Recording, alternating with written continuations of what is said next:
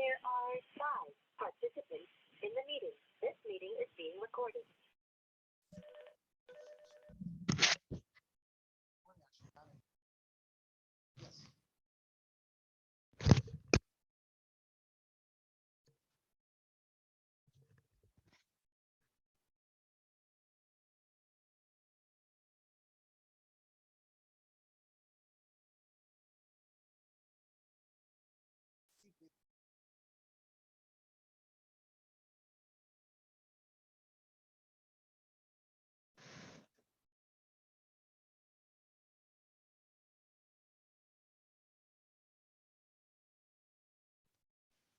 Okay, otherwise maybe we're gonna have to look out.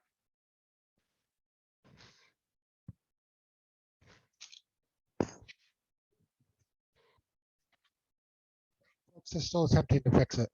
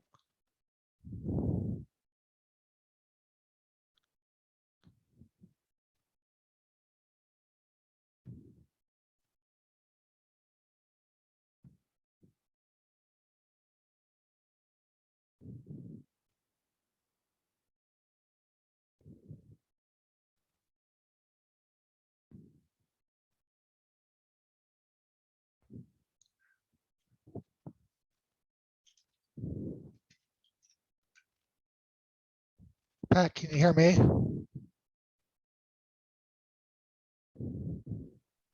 Yes, I can. Yeah, they're having problems down in Butternut. They're trying to fix it right now. Oh, okay. Yep. There, it really has to do with There we go. span of control. You know, one supervisor would ideally supervise like 7 or 8 people instead of 12. So that's kind of the background behind that. That's my report. Thank you, Avery. All right, 5A is Fisheries Zach Lawson.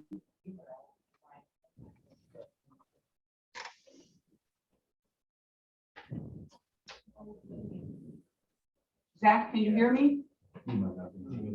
Okay. I didn't hear anything from Zach or Jenna, so Okay. Jenna will be on the call. Jenna was on, but I don't see her anymore, and it looks like it switched back to screen sharing Dan's computer. Did I understand it right? Can she hear us with Dan? Oh, she might be coming in now. Oh, good.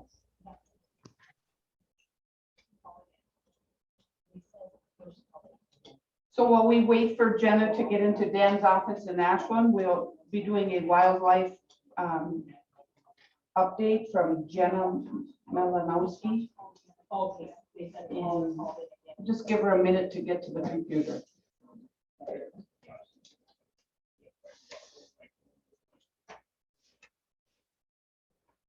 Didn't know what to really tell him, but Josh called it. She would be on hold on. Yeah. No, she'd be on the phone. So Yeah. Before they had me accidentally enter, she was listed under participants. She Okay. must have had to reconnect also. Reconnect. I'll tell you what, Sarah, let's go to the next one, and then when you see that she's on, if you wave your hand and we'll add her to the, we'll just put her down the list. Rather than wait.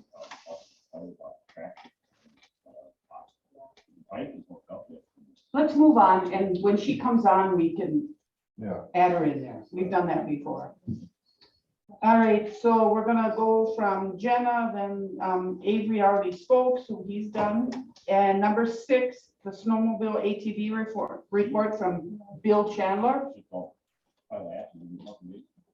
Okay, I'll let my wife read the report because I got a bad throat with coughing, so. Okay, go Okay, this ahead, is Bill. Kathy. This is Kathy. The groomers started running on 12/27/21, packing trails and removing trees, brush from out of the trail. We've had breakdowns with all groomers, 4 right around the same time. The Ashen groomer, the rear end went out and had problems getting parts. We've ordered 2 new tracks for the groomer for up there. They are on back order. They don't know when they will be in. We have prepaid for them so that we are assured that we will get them when they do come in. The butternut groomer, the serpentine belt broke, which wrapped around the radiator hose and broke that too. Clam Lake, the brake calipers and pads first broke down, then second breakdown was for new fuel filters, and the third breakdown was a U-bolt and a leaf spring. The spare groomer, the cylinder on the front blade had to be rebuilt. Also, heater blower quit working, and the heated mirror was broken, needed to be replaced. And since the brush guard has also been rewelded. Melon groomer was replaced track, but no time was lost.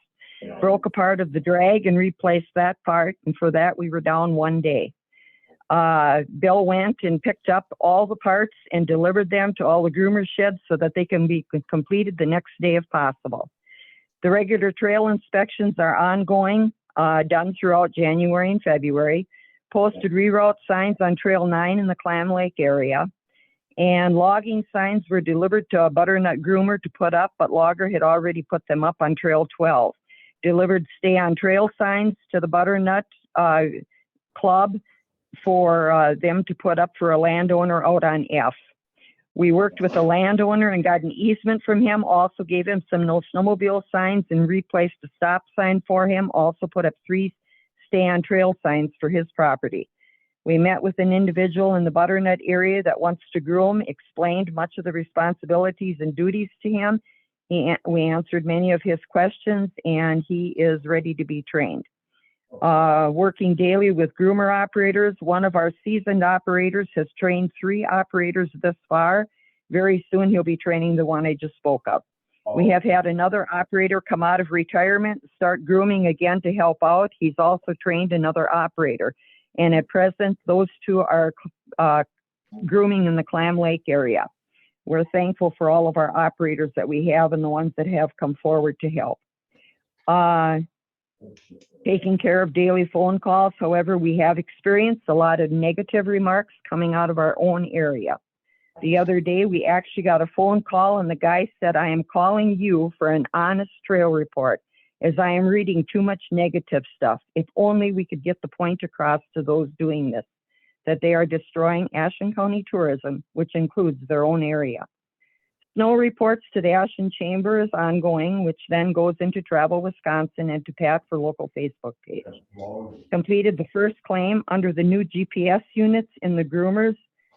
This claim was for December and January grooming hours. This was very consuming for time, but it got done. We had changes that needed to be made, and a few GPS units had to be corrected with the wiring. The work being done by the Forest Service on 181 and 183 will be going on until spring breakup. At first, they didn't think a detour was necessary, but now they have put up detour signs directing snowmobiles to go south of 181 and 183 intersection, and they can get on the trail by the little stub off of 181 that goes into the trail. They posted that detour on February 14th. The Forest Service has also notified us that there will be a logging taking place in the near future on 9A and Clam Lake. We don't groom that, but that's the club trail over there. But they wanted us to be informed, and we have informed the operators and also our rec officer.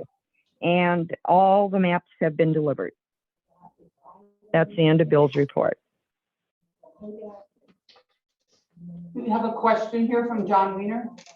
Hello, my name is John. I'm supervisor for Glidden. I would like to thank you one thing for, this has probably been the best report that I've heard in 4 years since I've been here. I really enjoyed your report this time, given all the right information. And also Monday, I took a 100-mile snowmobile trip around Ashen County, Glidden, and in Clam Lake, and the trails were groomed, and I was very pleased the way things looked. So that's added light from down here. Thank you. And then I got a question. Rich Huber would like to say something, and then I'll speak. Yeah, so as of right now, how many groomers are actually running? Are all 5 running? All 5 are running. Okay, so how many groomer operators do we have now? Do we have 5 groomer operators or more, or how many do we have? We have more than 5. There are 2 in the Butternut area. There are 2 in the Clam Lake area. There are 2 in Ashland, and there is 1 in Mellon, but he has support. Oh, okay, thanks. All right, and then to Bill and Kathy, last Thursday, I called Pat Nelson. I said, Pat, we've had the complaints. What I'd like to do is ride along in the groomer with him and do all 4 trails for Ashland County. And we went out, I got there at 5 o'clock in the morning. Pat was there before 5:30, and we took off close to 5:45. We went on Trail 9 through the city of Ashland, all the way down to where Trail 9 ends out on the Ashland-Bayfield County line. We did not take the groomer with us because there was so much snow. And Trail 9 is the hilliest and the roughest trail of all 4 county snowmobile trails. And you cannot pull the groomer through that heavy drifted snow where it's coming over the front of the machine, the truck, the tucker. And you can't do that. You can't bury the trucker and then have the groomer stuck in the middle of the trail. We had a wonderful day. We took 8 videos. We posted them. And we put them on the. Well, you sent it to us, I didn't put it on. Oh, yeah, I sent it to the Chamber of Commerce in Ashland. They were beautiful. And I said that come on to Ashland County and enjoy the trails. They're beautiful. And we heard there were complaints that we didn't take the groomer with us. Ashland County, where I live in Marengo, got about 2.5 feet of snow, just the snow. Now, that groomer through the drifts and that much snow would have been impossible. So when people have a question about grooming, it would be nice if they would say, I have a question for you. Why didn't you take the groomer out? Give us at least a chance to explain why we couldn't take it out. It was running and we had to unhook it because we couldn't get through the snow. South of Ashland County, you didn't get that much snow and the ground is more level. So maybe you could have gotten it down there, but it would not have went through Trail 9 in Ashland County. So just a little bit compassion when you're talking about something that's not right. Just kind of ask a question nicely. Don't come hollering and pointing fingers at people. Just ask nicely, and I'm sure that we will honestly tell you what we were doing. It was a wonderful day. It was beautiful. If you look at my Facebook page, you'll see there's about 8 videos on there where we were grooming. We saw deer, we saw birds and eagle, and went down White River Hill on Sanborn Avenue. I didn't know how the groomer got across the highway there, so it was a wonderful. I think Pat Dowse had a good day. I'm teasing them. All right, and then John has a question. I was there Thursday's Alliance meeting, and we talked about some safety issues there. And one of them I would like to see is when you're training new people, I think that even not the training people, but everybody should have a first aid card. So if we could think about getting all groomer people into a first aid, because there was a subject that came about what happens if they ran into somebody halfway through in a groomer and nobody knows the first aid. So I would like to recommend that everybody has a first aid card. That's a good point. Okay, excuse me, there had been first aid stuff in all the groomers. We were not aware that there were not anything in there anymore, and we will be replacing that. However, we are concerned in the way that our groomer operators, can they actually be responsible to take care of somebody on the trail? That is a different liability factor for them.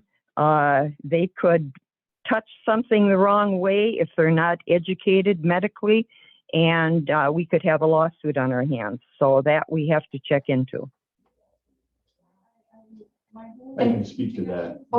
There's a Good Samaritan law in the state of Wisconsin that protects anybody that's acting as a first responder and trying to provide medical aid to somebody.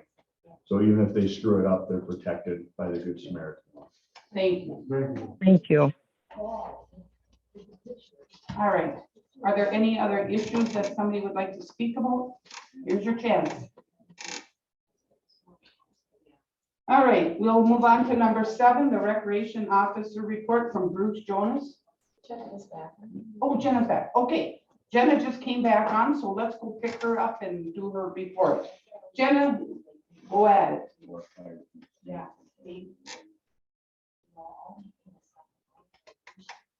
Here it says she's not muted. Wait at her and see if she is can see you. Tell her, ask her, because we can't hear her now. Or send her a message if you know how to do that. Is that Jenna saying she can't hear anything? Who's saying that? Yeah.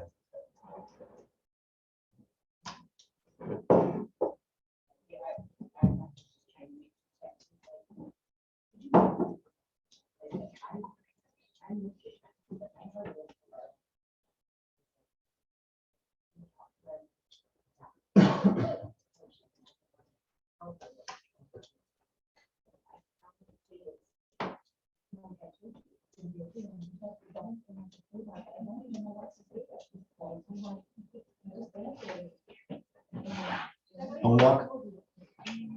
No luck?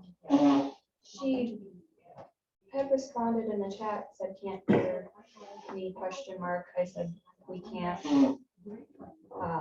Keep moving and see if she, I don't see her now in participants. Maybe she went on, so she might have left again. If she comes back on, Sarah, just let us know. We'll include her. All right, any notes or reports from Bruce? Was scheduled to be off today, so him and I spoke on, I think it was Monday. He said it's been business as usual. Lots of contacts, there's been lots of snowmobiles around. So he's getting his contacts and his warnings and his citations and stuff. He said everybody's been pretty well behaved. Not a lot of like major issues and major problems, but he's been steadily busy all winter long. Okay. No accidents or anything? There's been a couple of accidents, but they've been minor accidents. Okay. No fatalities. I know Melvin last 4 weekends, there's been a lot of snowmobiles coming through. Yeah, Butternut's good to see. Butternut's been a lot. Can't get a better time. Right. All right, any other questions? All right, so then, under discussion for action items. It does say Jenna is back. Okay, we're gonna wait. We're not gonna wait until she talks. Go ahead. Can you hear me? Yes. Great. Sorry about that. Okay, so I don't have a whole lot this meeting.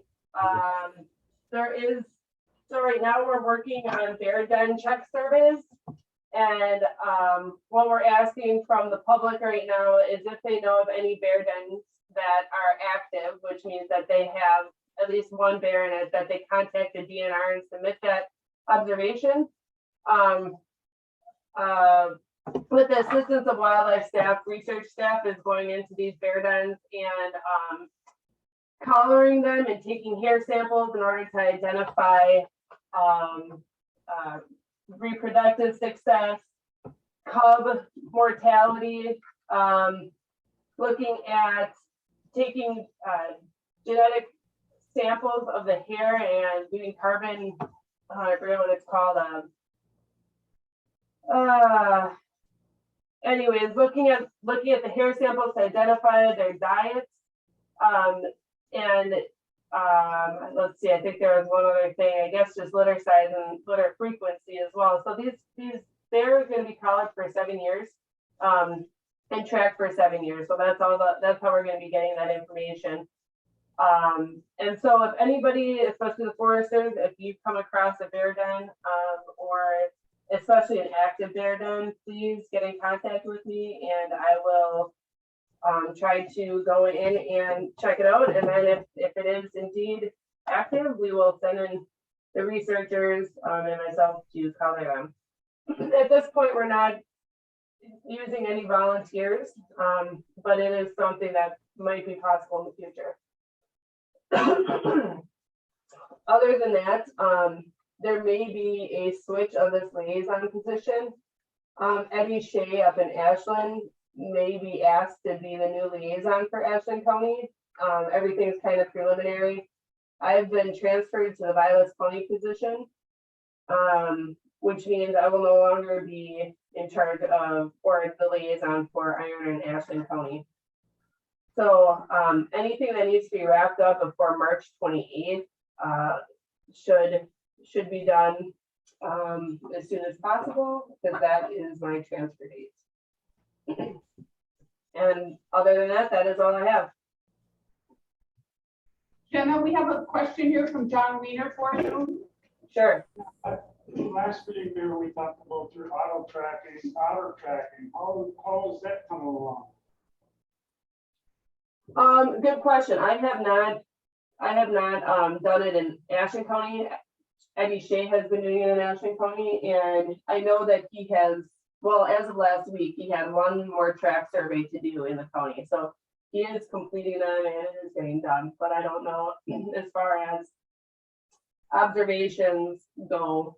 Yeah, I don't have any information on that. I know one of his locations, which was the White River Wildlife Area, I think he in the future is planning on changing that to another location, but that's as far as I know.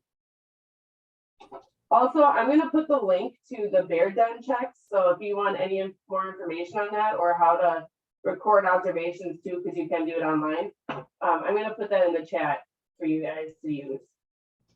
Thank you.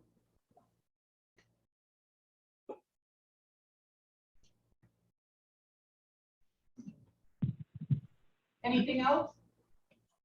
Any other questions? Thank you, Jenna.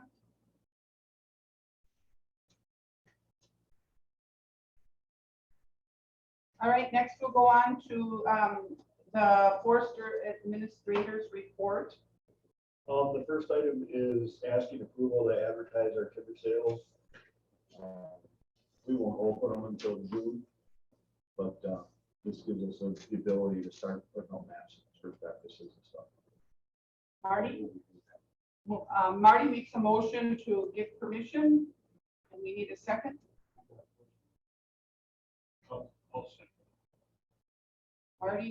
Marty made the motion, and Gary seconded the discussion. John? Where do you advertise all these timber sales? Do they go to the Park Falls paper?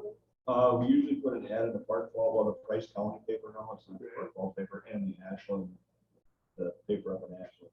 It's an ad about that.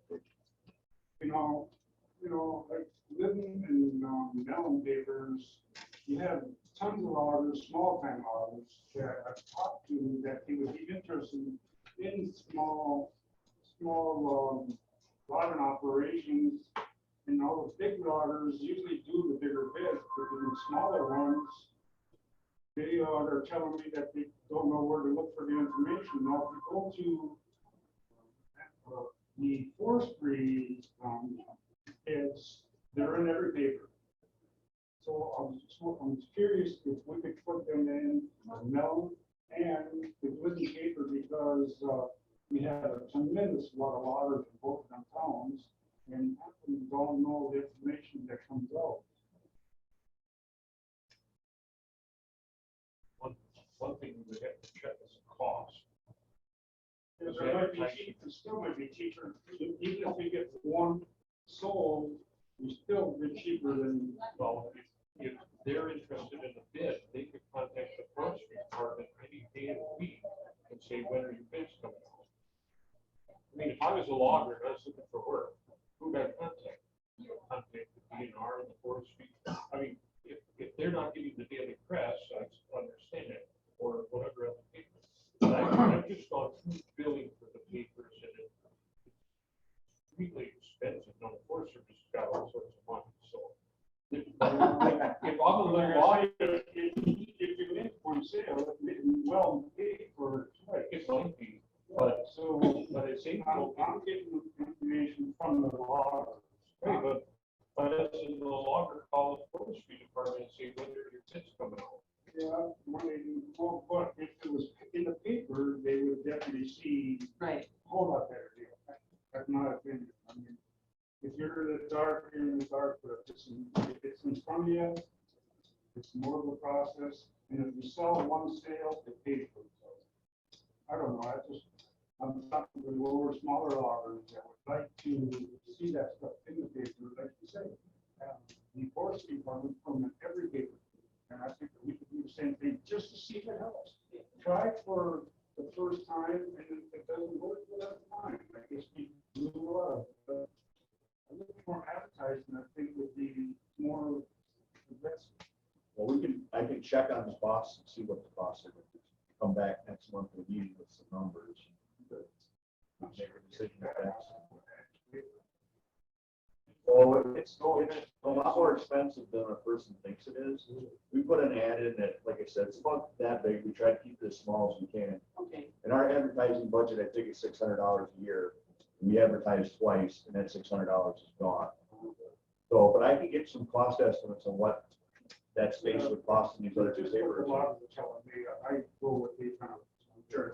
You know, You can always, realize that, yeah, they can call us. I was gonna say, like Gary said, you can always steer them to contact our office. You can do that. I have received several phone calls in the last couple of weeks from loggers I've never heard of before from down south looking for wood to cut. So there are people out there looking for work. So always steer them to contact the office directly. We also post the timber sales on the county website when they're out for advertising as well. So that's another place that people can look forward to. But I can get some cost estimates on those ads. I see. Anyway, thank you.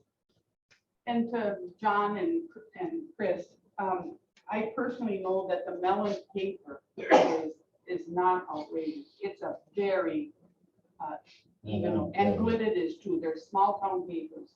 So really try melon and Glidden to see, to get a, I think you're gonna be very surprised. I'm gonna tell you, no offense to Glidden, because I've advertised in the Glidden paper, dictated the size of the ad. You can have an ad like this from Glidden paper. You're talking hundreds of dollars. I'm sorry, I got the proof of their ads for different things, and the county uses Glidden as their paper record for elections down here. And when they charge $1,200 for that page, then something's wrong. And that's not anything wrong with their paper, because I get it, but it's not a little, this little piece here, about that big, is $46. Political ads are more expensive. They are more expensive, but if you could call both papers and get the cost, give them the size you want, they'll tell you. I think you're gonna be surprised. What is it, what, 1/10 or 1/12 of the page? Yeah, it's usually 2 by 2. somewhere like this size. Probably. You know, it lists contact the office, it gives the track numbers and our contact information. So we try to keep it as minimal as we can, but it usually comes out in a space about that size. Oh, okay.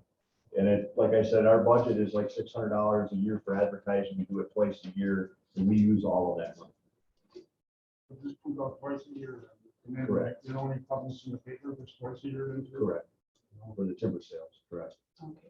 Because we brought this subject up at the full county board, and we had both owners of the Glidden paper and the Mellon paper, and they would like to have these ads, especially if the job is south from Mellon south, where these newspapers are at. They would really like to be included in that. And not only that, but you know, Glidden is a great part of Ashland County Forestry. Right. Yep. And, you know, Glidden people have no clue what goes on with any of our meetings, you know, so I suppose there's no way to publish any meeting minutes or anything like that either, but the information could be given out a little bit stronger, I think, but Especially when we're having trouble filling the sales. yeah.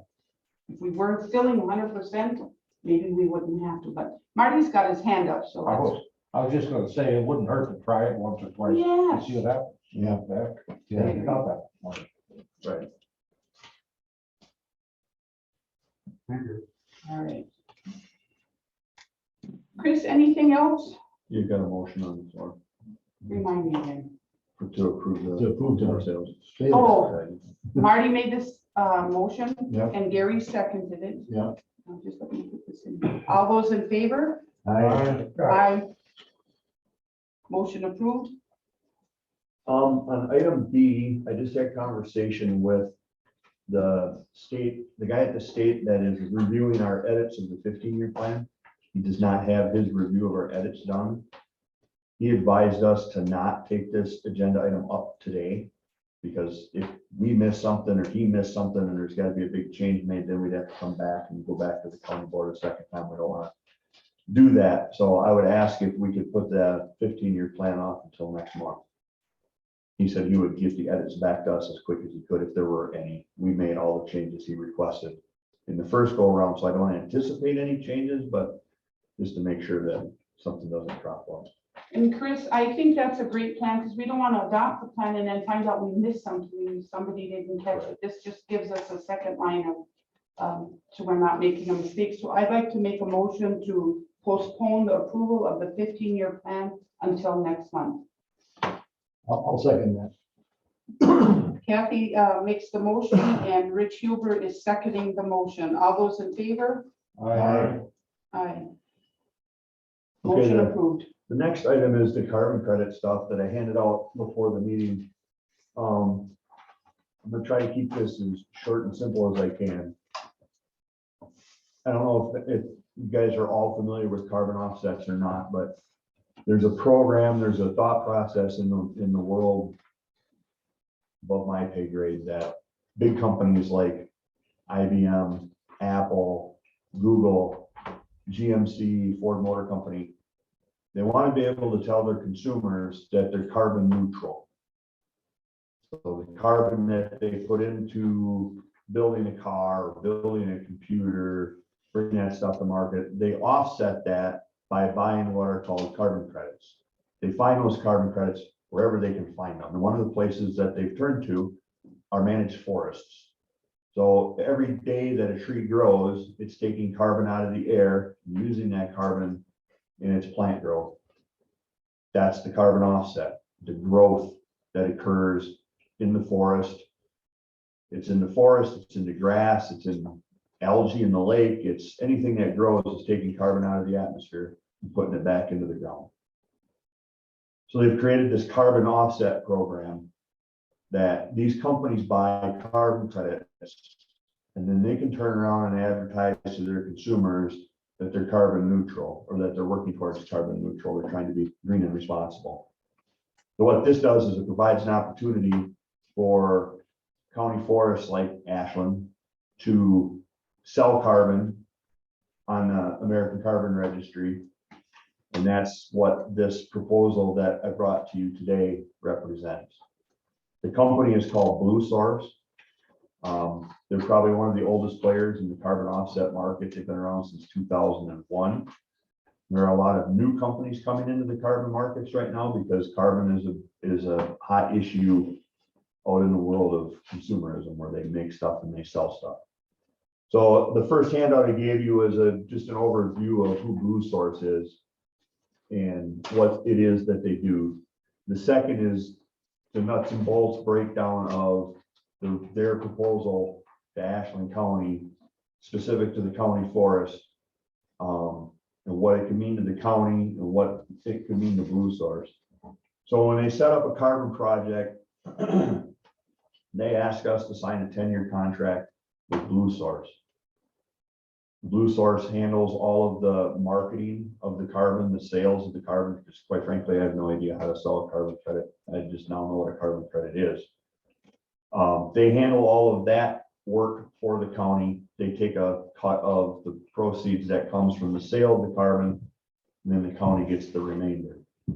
There are a couple caveats for the county that come along with this project. One is a 40-year commitment to maintain that carbon on the landscape, which, based on state statute and what we've been doing for the last 50 years in Ashland County, we're going to continue to do for the next 40 years. So that's not a big caveat. But the 10-year contract comes with some monitoring. Blue Source is gonna hire a consultant to come in and set up carbon plots on the county forest.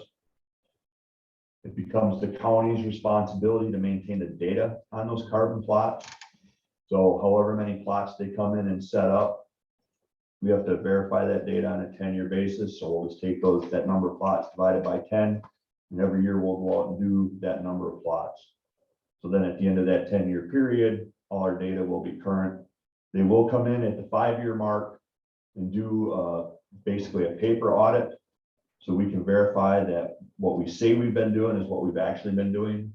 And that comes through the state's paperwork requirements that we maintain, timber sale contracts, 2460s, documentation of the volumes that we've removed.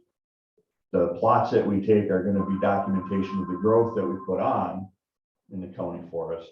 So they'll compare those two and make sure that we're not cutting more than we're actually getting paid for. And that all gets modeled up front. And so when we go into it, it should be set up that works through that 10-year period and carries for the whole 40-year period. At the end of 10 years, the county will have the option to either renew with Blue Source or go with somebody different, or continue to sell carbon on their own. Depends where we're at in 10 years. That's it. Martin has a question. Chris, I remember a while ago, like you were talking about that, this dovetails pretty well with what you're doing already. Correct. Managing the forest, so Correct. it's really not that big of a deal. So it doesn't, yes, correct. It doesn't preclude us from doing anything on the county forest that we're already doing. So the model will be built around how we manage the forest already. The only rub would come in should Ashland County decide at some point they're going to liquidate the county forest. Then we'd have to pay back those carbon credits, but I don't foresee that happening. State statute is pretty rigorous and the benefit of the county forest is pretty obvious. So I don't see that happening. So basically we're getting paid by the carbon markets for the work that we're already doing on the county forest. Correct. So it's kind of like a passive revenue stream. I have a question, I'm looking at their revenue. The revenue decreases over the 10 years. Correct. So the cautionary tale here for the county is, the county's going to receive revenue that they didn't have before. Correct. But the county board has to be well aware that this revenue decreases over time. So the money should be used responsibly for what we have now, not projecting that we're going to, because you look at $500,600,000 for these first 5 years, and then it drops to 200 and 153,000.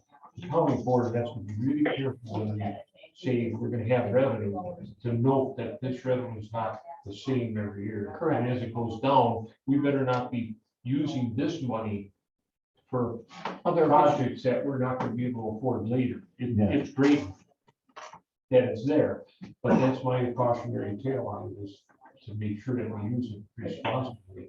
I mean, I'm all for this, but that's the caution to everybody on the county board, is be careful not to go out and think we've got a windfall here, use it for our needs now, knowing in a couple of years it's half of, or even a fourth of what we're getting. Maybe there's a way we could kind of escrow the whole thing and use Yes. it evenly. I was gonna say that the county should have a 10-year budget, and the first year they should have a budget of this amount, and just go by what the scale is. And then they can't budget any more than that or spend any more than that. Right. So Right. that'd be the best thing to do. Yeah, Well, I'd like to add a couple caveats to what Gary and Rich said too, that these are estimates. These aren't rock solid numbers. They could go up or down based on the modeling that gets done when they actually get boots on the ground. And if the carbon market continues to grow like it is, the numbers could go up. Again, it's like any other consumer market, it could conceivably go down. But these are simply estimates based on the snapshot in time today. The other thing that Blue Source recommends is there will be some cost to the county to do this monitoring and stuff that we have to do, and in 10-year, 5-year and 10-year period, hiring a Steigerwald to come in and do the one-day paper audit to verify what we're doing. There's going to be some costs associated with that. So Blue Source recommends that right out of the gate, county starts to set aside some of this revenue in a non-lapsing account that we can use to offset costs that come in the future. Because we don't know 100% what those costs are going to be 5 and 10 years down the road.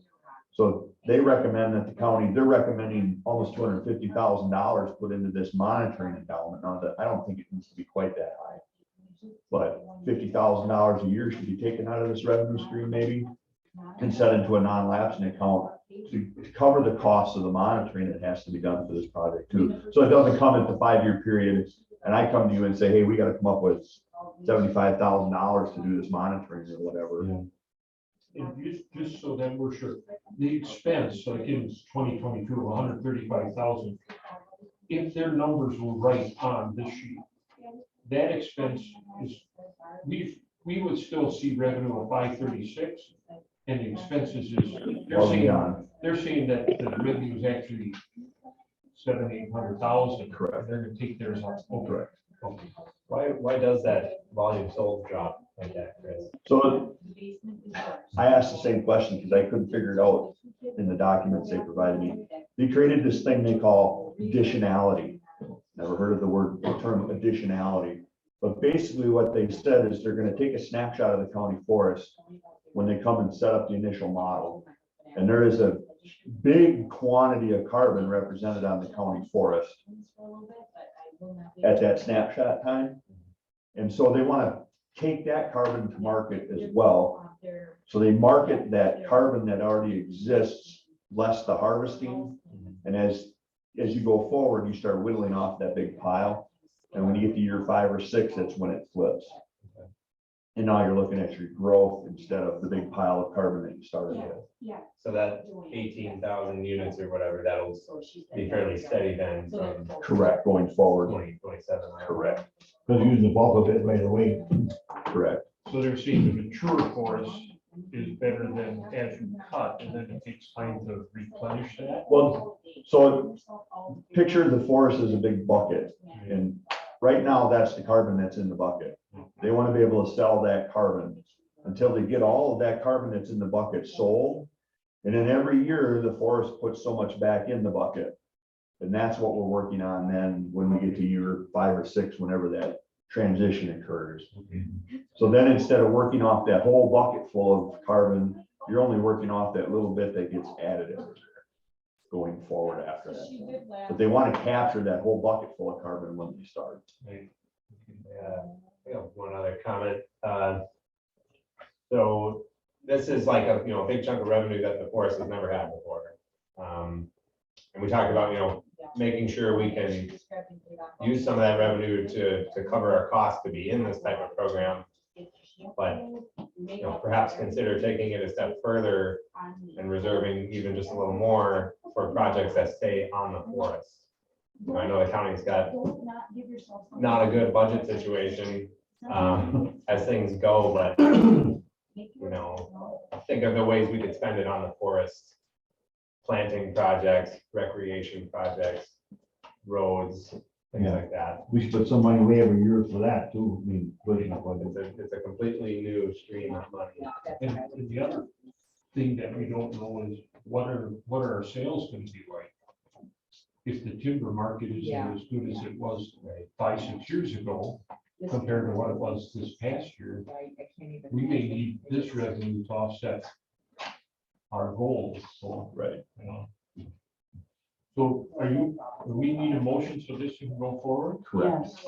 Well, I just would like to say that I think this committee should move this motion forward and accept this because we're already planting trees every year to make this carbon. And so it isn't anything that we're going to be wrecking on the property or anything like that. It's a given. We should pass this and put this in a non-lapsing account. We can figure that out as we go. And so I would like to make a motion that this committee adopt this Blue Source Carbon Credit Program. I'll second it. So Kathy makes the motion and Marty seconds it. Any other discussion? I got one thing. I'm just confused. Where is all the money coming from? And So it comes, Blue Source we'll figure out how big our bucket of carbon is, and then they'll sell that carbon on the carbon market. So then companies like Google, Apple, GMC, they buy these carbon offsets. They can turn around and advertise to their consumers that they're carbon neutral. So the money comes from that market. It comes from people like GMC, it comes from people like Apple, Google, IBM, the companies that their consumers are pushing them to become more green. They buy these carbon offsets and then they pay the people who are storing that carbon. So they're paying us for taking carbon out of the air because the tree uses carbon dioxide to grow itself. So it's taking carbon out of the air to grow, make the tree bigger. So that carbon then leaves the environment and gets sequestered in the tree, in the ground, whatever product that tree eventually becomes. How do these bigger companies benefit out of that? Well, here's a good case. Let's take on General Motors. General Motors pollutes. They put carbon into the atmosphere. You as a consumer say, boy, I don't like General Motors because they're polluting. General Motors is going to buy these credits.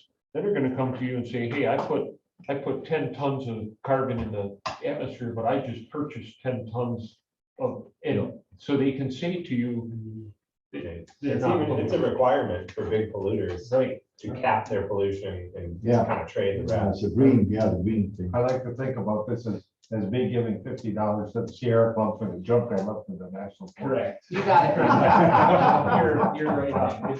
It's more of a gimmick than. Yeah, there's some smoke and mirrors on the backside of it, but it's a benefit to the forest management that we're doing. And it's like I said, it's a passive revenue stream. I mean, you guys have us working down here anyhow. Yep, This is just passively comes along with what we're doing.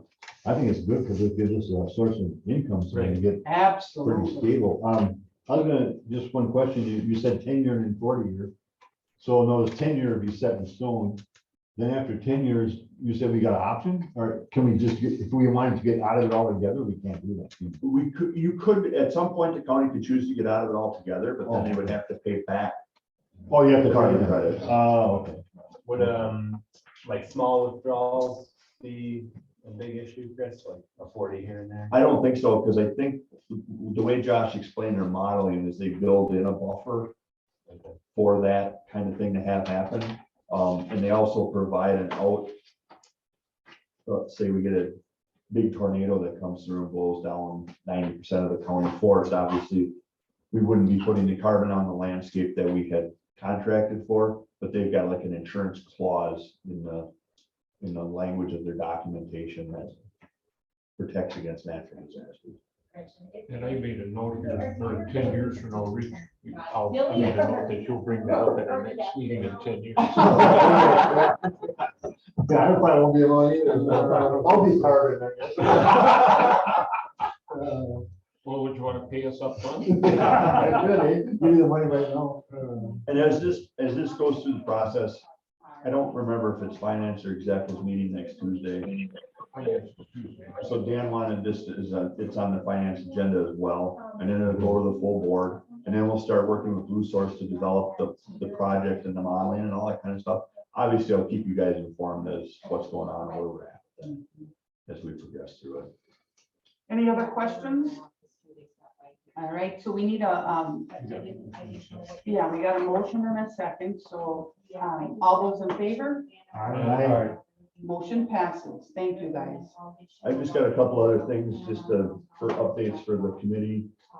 If anybody wasn't aware, Matt Schultz is no longer with Ashland County. He's off doing his own thing. He's going to be a real estate agent and a consultant forester. We've moved Jerome up into Matt's position, and now we've got ads out now to hire a forester for the county. That posting is open until March 18th, and then we'll go through the process of review and interviewing. There are 5 timber sales going on right now in the county forest. I've had some conversations with some of our loggers, and it seems like maybe, fingers crossed, the pulp markets may be improving. We're probably not going to see $60 and $70 a cord pulpwood again, but our loggers are going to have somewhere to sell their pulp, which is way more important to me right now than $60 and $70 a cord wood, because if we continue to lose loggers like we have lost loggers, we won't have anybody to do the work that we need to get done. So that's a positive thing. It sounds like this summer pulpwood is gonna move, hardwood pulp is gonna move much better than it has. We've been doing lots of log scaling. We've got some pretty good log sales going on right now, so we've been spending quite a bit of time out in the woods on the sales, scaling wood.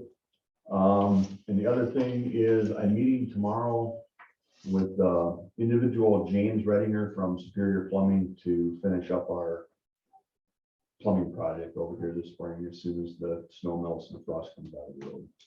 So he's gonna come down tomorrow. We're gonna look at it, talk about it, put a plan together to get that done. I know Matt Erickson and I were talking about, we need to get that done so we can get that paved.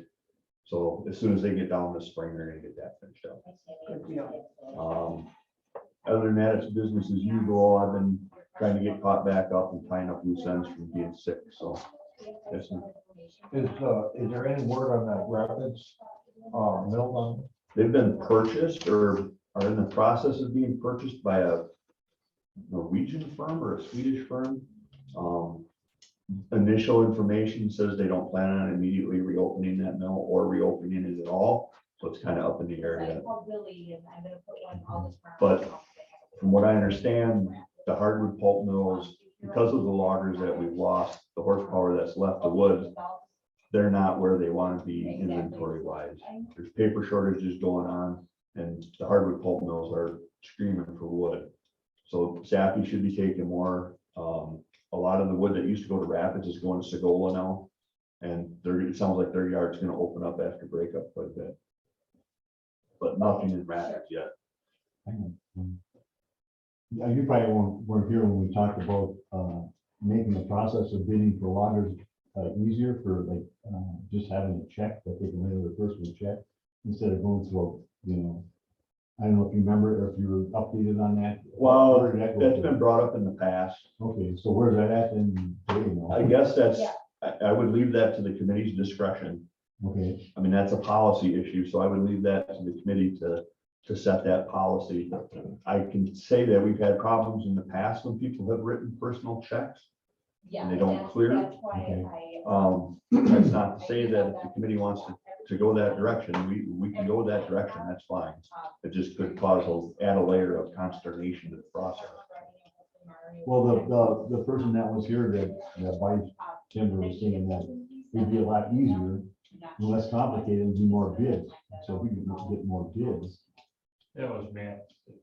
Hardwood Matt out of Ashland. Yeah. Oh, Tim Lee. Yeah, Tim. Well, I know, Tim's got a problem because when he gets his company checks, they have to come out of Georgia. Oh. But Mike Bloomquist, who buys for Sappy out of Glidden, he has to get his checks out of Maine. And he never has a problem getting the checks ahead of time. When he gets our prospectus, he goes through and says, okay, I'm gonna look at this sale, and this sale. And then he puts a request in for the check right away. Okay. So if the check comes back in time to submit with the bid. Okay. But they can also go and just get a bank check, a lot of the local loggers for $8 or whatever, can go get a certified check from the bank and provide that. But if the committee decides to change that policy, that's fine with me. I personally don't have an opinion one way or the other than if it's a personal check and it bounces when you go to put it in the bank, it just causes another layer of problems. The DNR does not require a bid bond like the county does on a timber sale. What that does is it discourages unserious bidding. So that's really why it's there. Right. Well, I guess if we got a lot of bids going out and they accept the bids, we have a lot of bids, I guess we don't have to worry about checks like that. But we've had that conversation in the past, and it was one of the reasons why we added letter of credit as an acceptable form of bond, which also creates another level of complexity to the system. But we thought maybe that would provide an opportunity for the smaller operator to provide a bond where he doesn't have to lay cash out for it or go get a company check. Yeah. I don't think a personal check for a bond is a very good idea. I don't think that's a very good policy. No. It's not for the amounts that they're writing. Sometimes they're pretty good at amounts. Yeah. Yeah, we get some 15. In all honesty, we've been using the same format for years. And It just causes a level of hardship for Tim because his corporate offices are in Georgia. So if he wants to get a corporate check, he's got to go to Georgia to get it. He doesn't have to go to Georgia, but he's got to get Georgia to send the check. Yeah. But like I said, Mike Blomquist at Sappy has it figured out. You know, he looks at the sale, the volumes and says, well, this is the max I'm gonna pay. So say he needs a $5,000 check, he requests that, gets it, but his bid bond might only be $4,000, but he turns in a $5,000 check. So it covers that requirement. And then if, you know, Yeah. so there is a way Tim could work around it. It's just. Yeah, okay. John? How is all the roads and, the forestry being taken care of? Is, Living and everybody been doing their job on plowing and stuff? It seems like it. Obviously, this last storm was quite a bit of snow, so the towns were a little bit late getting out, like into the county forest, but all the roads are open and plowed now. I communicate with Joe Rader a lot. Sure. I was just wondering. Is everything okay after them? I know after this last storm, like the Monday after the storm, the town of Agenda hadn't got to the Rotters grade yet. We got a timber sale going on out there, but the logger just brought it with his pickup truck to get into the timber sale. And then the next day, the town was up there with the grader and got it all linked back. So it's been going real good this far. Is the Iron County still use our roads quite a bit yet there? It's hit and miss. It depends on where they've got their active timber sales. I would say in the last couple of years, we haven't seen the volume of Iron County truck traffic as we had seen prior to that. So they must not have had timber sales, you know, in that local area. And then it also depends on where the wood's going. When Wisconsin Rapids Mill closed down, now the wood's going north and east more than it's going south. So a lot of that wood goes the opposite direction when it leaves the landing instead of coming through Ashley County to get to Highway 13 to go down to Whitefield or to Rapids. Hauling a lot of wood and wood there, but Right. I went after some gravel there and I did get some gravel, but that's because they had a pit there. Now, Iron County, they contacted me that they're talking about doing some more gravel crushing there. And that I would be, if they're using the roads like they did before when I got the gravel, I would go back after and see if I can get some more. But that's just something maybe I could check on. Sure. Thank you. Any other discussion? We'll go on to the next thing. So 9A would be a donation consideration for the village town hall use. That's something I think the committee brought up at the last meeting to discuss. Yeah, I brought that up. Yeah. So, I mean, we've been in this building for almost 2 years. And we don't, I mean, we have to heat it and everything else, and we don't even, you know. Right. Plus, we make coffee for us and everything else. I think sometimes donation would be in line, like $100, or whatever. What I'd like to do is, since Butternut is already here during the day, they've got the heat turned on for them.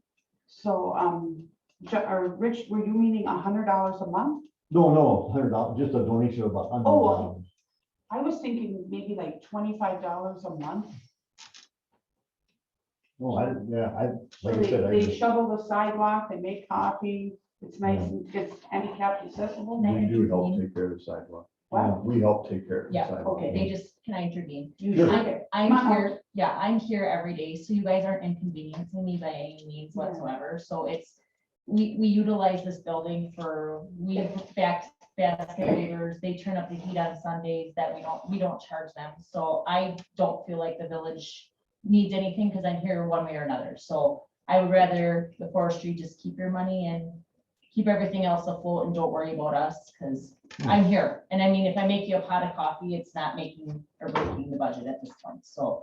maybe we can buy you some coffee then. Well, yeah, I mean, I appreciate your offer, but like I said, I'm here, the forestry actually snowballed me out during the big snowfall that I very much appreciate. So I think we help each other out. If we can't help each other out, what's the sense of being here? So that's my 10 cents, but I appreciate the offer for it. I really do. Okay, All right. thanks. I want to discuss it. I like Rich's idea. instead of doing a $25 a month or something, she said she doesn't really need the money. But why don't we do a yearly donation of $100 for keeping it clean, handicapped accessible? I mean, the office in the other building isn't big enough to hold a meeting. So if there's any other discussion, Did you make that motion? not yet, I'm trying to see if somebody else wants to say something else. It's $100, like an annual payment of $100. There are some places I go that have a meeting and they don't have a public bathroom. That's not fun, guys. We used to go to the town agenda meeting, there was no bathroom. I know. They had to build a $200,000 dumpster. Oh, Larry. Any, Did you make the motion? any other discussion? I just want to make sure we're hearing everybody.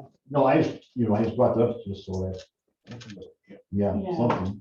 I'll make the motion that we give the Village of Butternut a donation of $100 per year to use their room. It's very nice. I'll second that. All those in favor? Aye. Motion passes. Just let me catch it. Give me what I need to pen. Just give me a minute.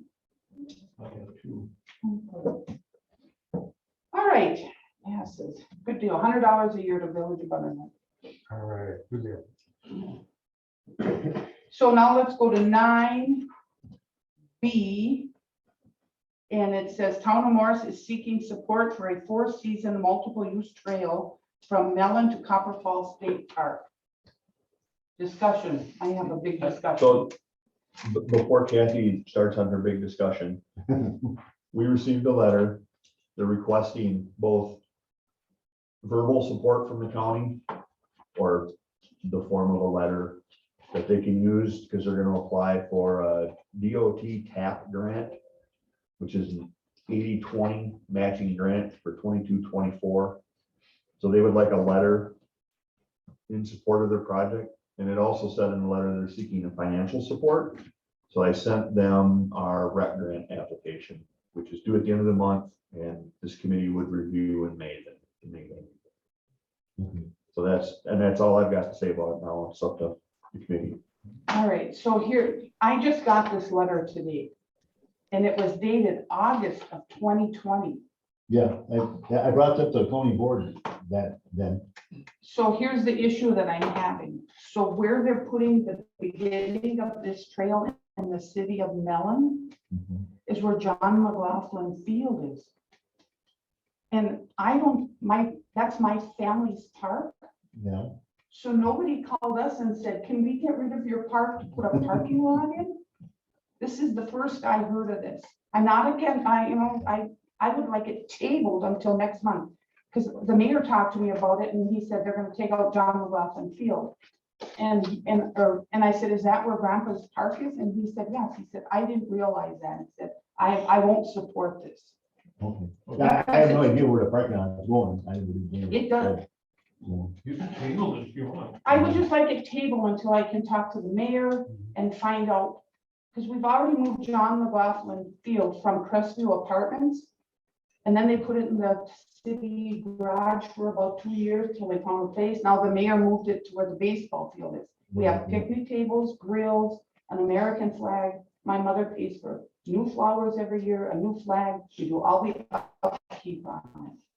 I didn't know they wanted to get rid of John McLaughlin Field. That was my grandfather. So I would like this tabled until next month. My grandpa. And if they apply for the rec grant funding, that would come back in May. For you guys to consider. So this has got time yet then? Correct. Yeah, so, okay, that's no big deal. The grant application you talked about will come back. Correct, for this, the rec grant that the county administers. And at this point, they're looking for just general support. Well, it says verbal and And financial. financial. I'm assuming they would like a letter from the county to submit with their grant application to the state for this DOT TAP grant that they're applying for. Is there a time limit, time? It says 22-24 grant cycle. And didn't So they there's not already a get, date as far as, I think we could support a general, I could support a general letter supporting the project without being specific. With the Well, money, yeah. I'm concerned about that because they're saying, we got the letter of support. And then, well, it's too late then. The other thing, I think they got a $50,000 grant from Enbridge Energy They too. did, yeah. They've gotten a lot of money and they want the county to support it with more money. I'll make a motion to table this. Can I make a comment? I'll say, So he wants comments on Dan, give me just a minute to write this down, okay? Sure. Can't be the table. Okay, I'm ready. Okay, I did speak to the mayor a while ago. They're not looking for cash from the county. I know the letter says that, but they don't need cash from the county. All they're looking for is a letter of support from the county. And I believe the TAP grant has to be submitted by the end of the month.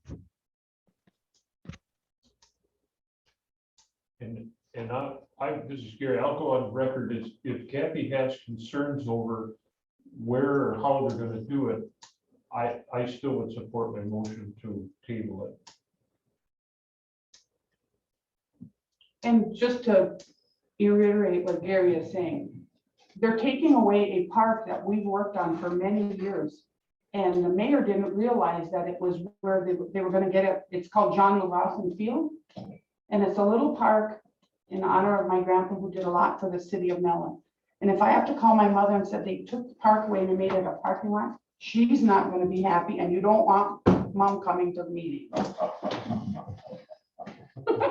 You got that, Gary? Hey, you can call the vote.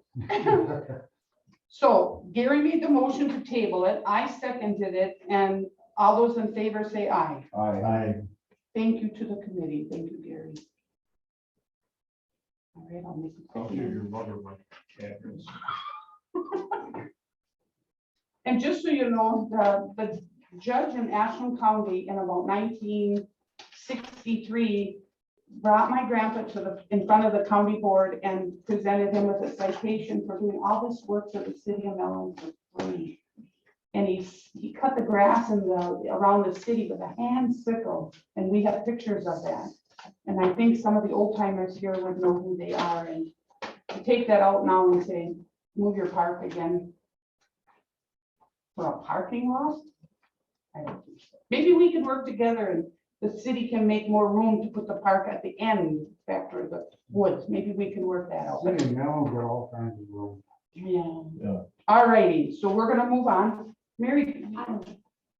Mary wanted me to speak. Was I supposed to do that in the beginning? I apologize. I didn't know if I was going to be on the list. We're under new business. Okay.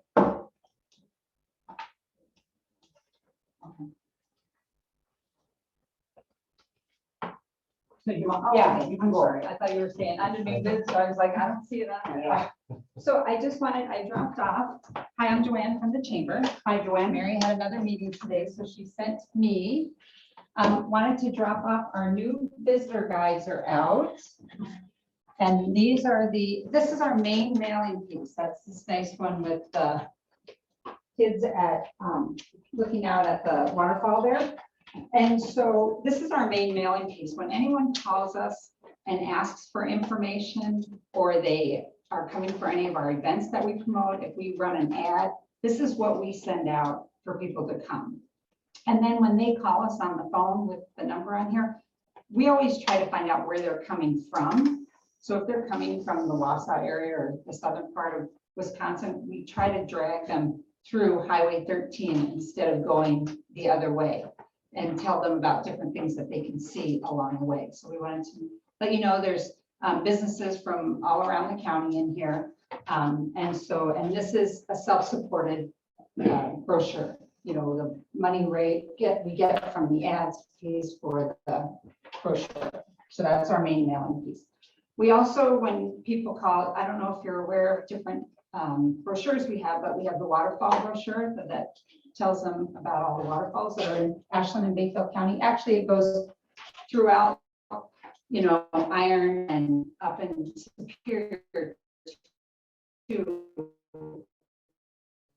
Our goal is to try to get people to stay with us in this area and go for that one. And just a couple of other brochures that we use is this auto tour. I don't know if you're familiar with it. There's a couple I sent too. The auto tour, the new map that we did for the inland lakes. I don't know if people saw that. This is a map on the inland lakes. We have the bicycle map that's different routes throughout the Ashland and Bayfield County that people can do bike rides.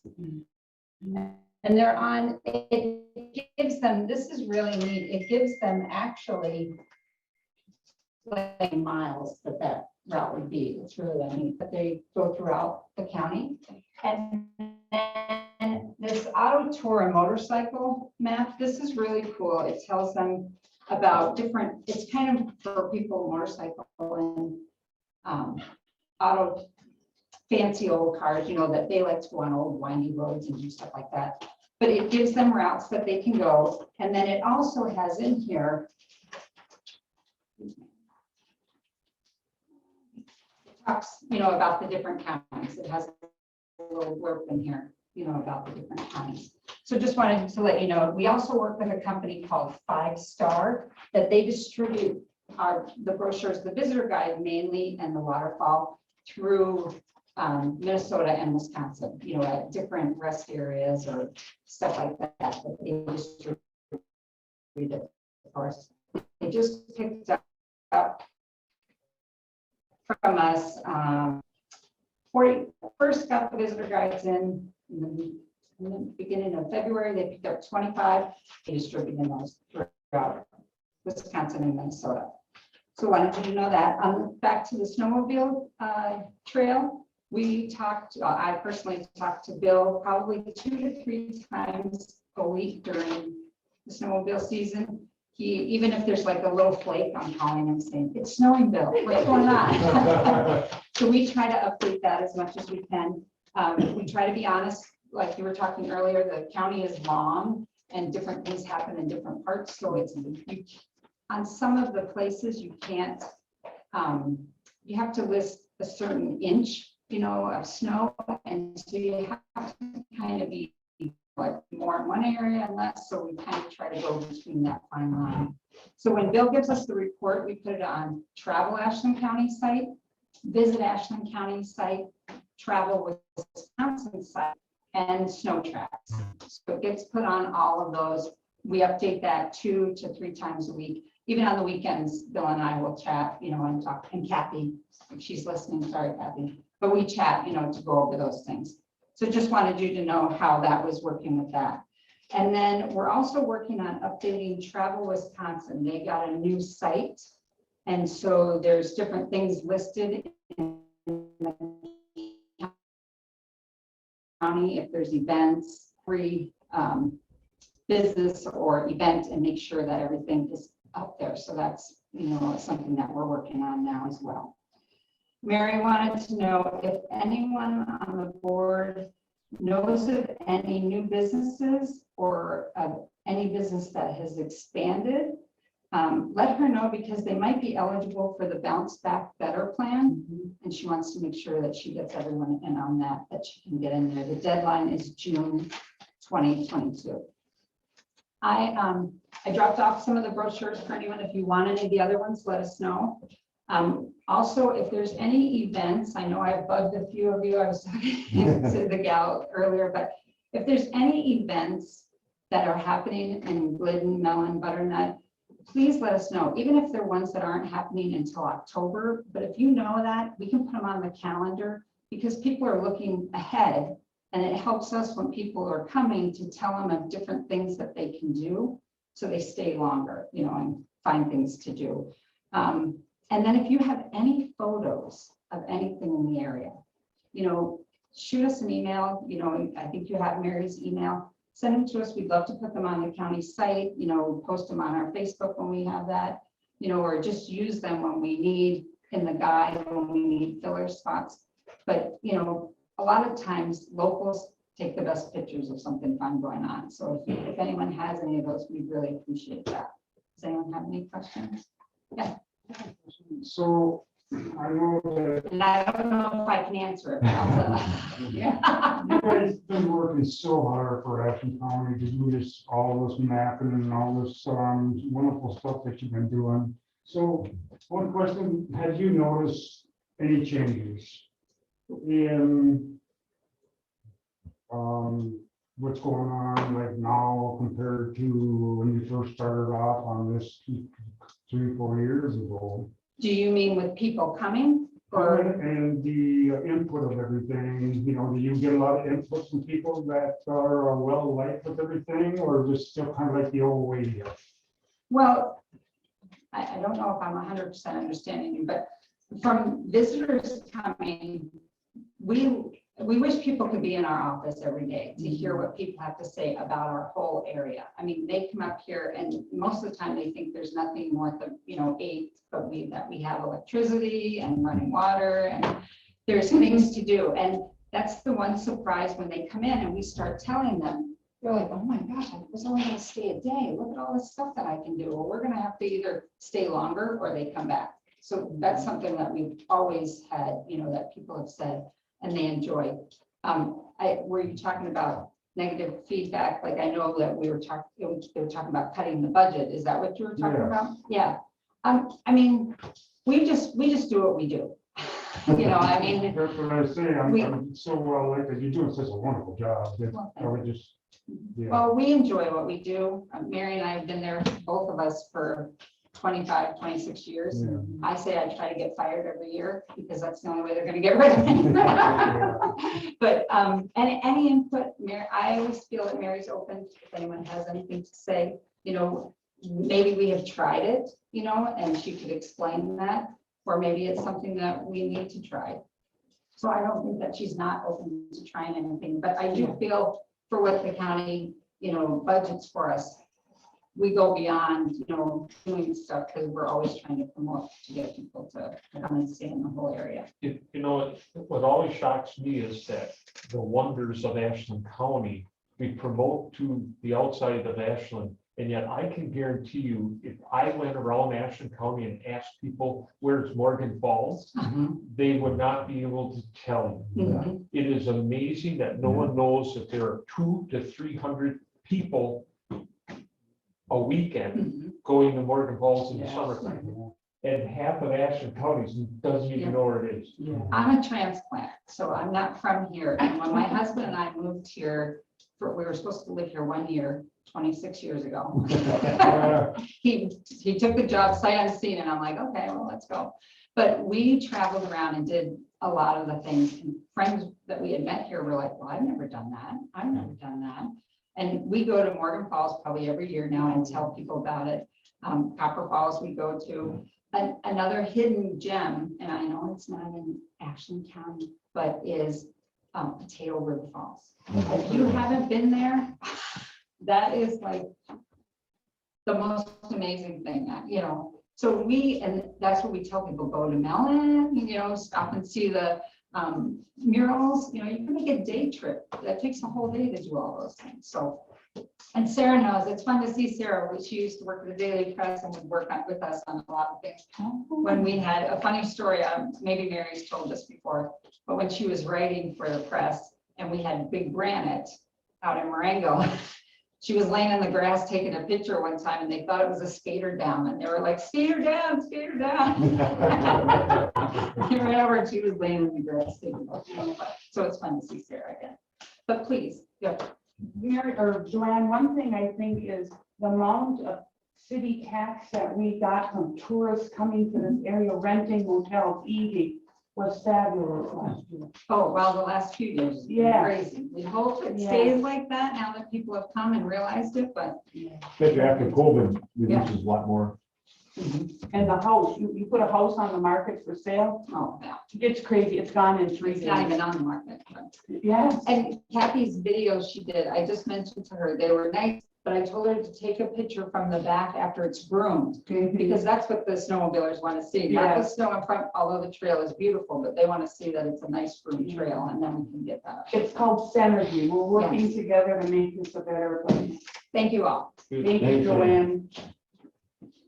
All right, let's go to number 10, and those are expense vouchers, and we're passing those to the done already. Yeah. So I need a motion to approve the expense vouchers. I'll make a motion that we approve it. That's Rich. I'll And second it.